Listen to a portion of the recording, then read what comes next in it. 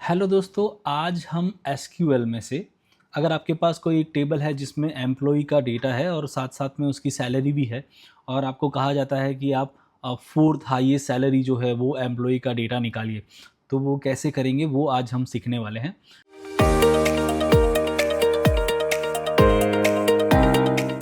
जो पहला मेथड है वो है रो नंबर हम यूज़ करेंगे। हमारे पास एक एम्प्लॉई का टेबल है, हम एक नया क्वेरी विंडो खोलते हैं, वहाँ पे लिखते हैं सेलेक्ट स्टार फ्रॉम एम्प्लॉइज़। हम हमारा डेटा पहले चेक कर लेते हैं, तो हमारे पास बहुत सारे एम्प्लॉइज़ हैं और उनकी सैलरी भी है ना। अभी ये जो हमें समझिए कि एक पैरामीटर पास करना है, जहाँ पे मैं पास करूँगा कि मुझे फोर्थ हाईएस्ट सैलरी निकाल के दो, या मैं कहूँगा मुझे सेकंड हाईएस्ट सैलरी निकाल के दो। उसके लिए मैं एक वेरिएबल बनाता हूँ, वहाँ पे मैं लिखूँगा डिक्लेयर @n एज इंटीजर, और समझिए कि मुझे अभी थर्ड हाईएस्ट सैलरी चाहिए, तो मैं यहाँ पे वैल्यू 3 दे दूँगा। हम यूज़ करने वाले हैं CTE का, तो CTE बनाने के लिए लिखेंगे विथ टेम्प सैलरी एस, और हमारे पैरेंथेसिस में हम हमारा पूरा क्वेरी लिखेंगे। यहाँ पे लिखेंगे सेलेक्ट स्टार फ्रॉम एम्प्लॉइज़, है ना। और हम यहाँ पे हमारे जो चाहिए वो कॉलम लिख देंगे।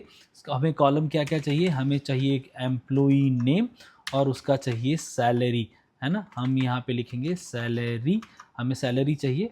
हम जो विंडोज़ फंक्शन यूज़ करने वाले हैं वो विंडोज़ फंक्शन यहाँ पे लिखेंगे रो अंडरस्कोर नंबर पैरेंथेसिस से इसे क्लोज करेंगे। यहाँ पे लिखेंगे ओवर, और यहाँ पे लिखेंगे ऑर्डर बाय सैलरी DESC, है ना, DESC। अगर समझिए आपको, और यहाँ पे उसका नाम दे देंगे एस रो नंबर। समझिए आपको हाईएस्ट कहा है, अगर आपको लोएस्ट सैलरी कहा होगा तो आप ये डिसेंडिंग की जगह एसेंडिंग का यूज़ करेंगे।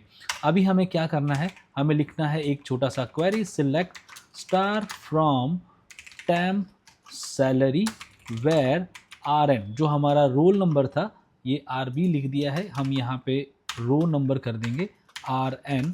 तो हम यहाँ पे लिखेंगे RN row number equal to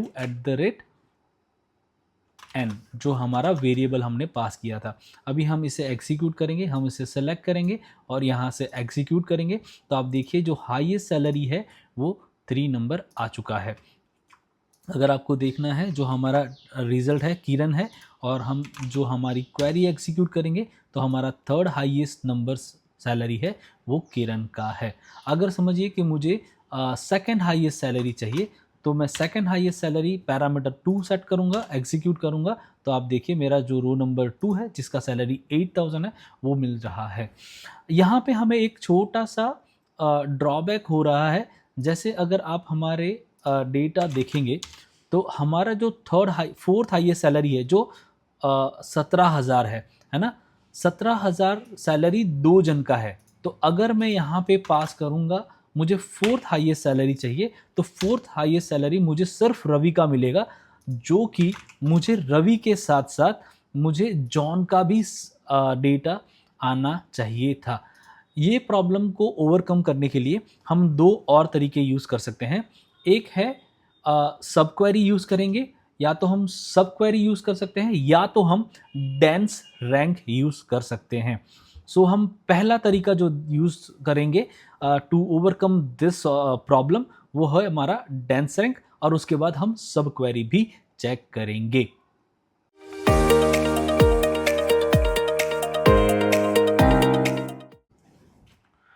दोस्तों, जैसे कि मैंने आपको बताया कि जब हम रो नंबर फंक्शन का यूज़ करते हैं तो उसमें थर्ड हाईएस्ट रैंक के सारे एम्प्लॉई का डेटा हमें नहीं मिल पाता है। अगर ये प्रॉब्लम से ओवरकम हमें होना है तो हम एक और विंडोज़ फंक्शन का यूज़ करेंगे जिसका नाम है डेंस रैंक। डेंस रैंक में जिस हिसाब से हमने रो नंबर में क्वेरी लिखी थी वही हिसाब से हमें क्वेरी लिखनी है, बट रो नंबर को हमें डेंस रैंक से रिप्लेस कर देना है।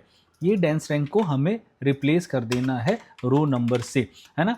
अगर मैं ये क्वेरी एग्जीक्यूट करूं तो आप देखिए अभी मुझे 2 नंबर ऑफ रिकॉर्ड्स मिल रहे हैं जिनकी सैलरी 70,000 है।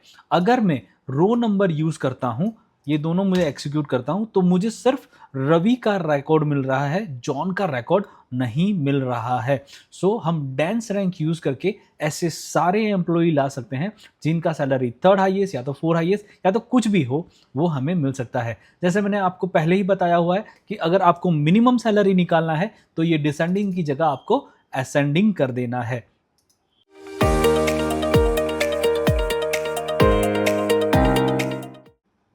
जो हमारा तीसरा तरीका है वो है सब क्वेरी। तो हम यहाँ पे लिखेंगे सब क्वेरी। सब क्वेरी में हम क्या करने वाले हैं, हमारे टेबल के सारी सैलरी को हम डिसेंडिंग ऑर्डर में, डिस्टिंक्ट रिकॉर्ड को डिसेंडिंग ऑर्डर में सेट करेंगे। उसके लिए हम लिखेंगे select distinct salary from employees order by salary descending.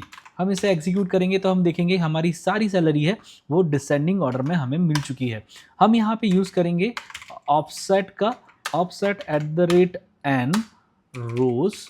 यहाँ पे लिखेंगे fetch next one rows only, है ना। अभी आप देखिए जब हमारा जो फिफ्थ हाईएस्ट सैलरी है वो 60,000 है, अगर मैं इसको एग्जीक्यूट जब करता हूँ तो वो क्या करेगा, वो मुझे 50,000 दे रहा है। मेरा फिफ्थ हाईएस्ट सैलरी जो था, listing salary, fifth highest salary 60,000 है बाय द वे, सॉरी। सो हम जब इसे एग्जीक्यूट करेंगे तो वो मुझे 50,000 दे रहा है। वो मुझे 50,000 नहीं देना चाहिए, वो मुझे 60,000 देना चाहिए। उसका रीज़न ये है कि जब हम ऑफसेट रिकॉर्ड लेते हैं तो वो जो काउंट होता है वो ज़ीरो से स्टार्ट करता है। तो ये ज़ीरो है, 1 2 3 4 और इसे 5 काउंट करेगा, इसीलिए वो हमें 50,000 दे रहा है। पर हमारा डिज़ायर रिकॉर्ड क्या है, 60,000। सो हम उसे यहाँ पे -1 करेंगे, -1 करेंगे, हम इसे एग्जीक्यूट करेंगे तो हमारा डिज़ायर्ड सैलरी हमें मिल रहा है। हम यहाँ पे अब मेन क्वेरी लिखेंगे, यहाँ पे लिखेंगे select star from employees where salary equal to, हमारा जो सैलरी है उसे हम पैरेंथेसिस में डाल देंगे। अब हम इसे एग्जीक्यूट करेंगे तो देखिए हमारा 60,000 आ गया है। हमारा फिफ्थ हाईएस्ट सैलरी था वो सीता मैम का है और वो हमें मिल गया है। हम यहाँ पे कुछ डेटा चेक करेंगे। हम चेक करेंगे कि फर्स्ट हाईएस्ट सैलरी किनका है, तो हमें रिकॉर्ड मिल रहा है राज का। इस केस में रो नंबर हमें सही आंसर दे रहा है क्योंकि डुप्लीकेट डेटा अभी हमारे पास डिटेक्ट हुआ नहीं है। अगर हम देखते हैं कि हमारे पास और डुप्लीकेट डेटा कौन सा है, तो हमारे पास 50,000 है जो है, उसका हम रैंक चेक कर लेते हैं कि कौन सा है। 6 नंबर है, सो हम 6 हाईएस्ट नंबर अगर हम निकालेंगे तो देखो यहाँ पे मुझे 50,000 रिकॉर्ड मिल रहा है अमित और मीना का, बट हमारा रो नंबर है वो हमें गलत आउटपुट दे रहा है। इंटरव्यू में क्वेश्चन पूछा जाए कि nth number of highest salary या तो nth number of lowest salary हमें निकालना है, तो बेस्ट प्रैक्टिस होगा वो डेंस रैंक यूज़ करना है। साथ में आप, अगर आपके पास यूनिक डेटा है तो आप रो नंबर भी यूज़ कर सकते हो और आप सब क्वेरी का भी यूज़ कर सकते हो, but the best option is dense rank. ऐसे ही वीडियो के लिए हमारे साथ बने रहे। Thank you very much.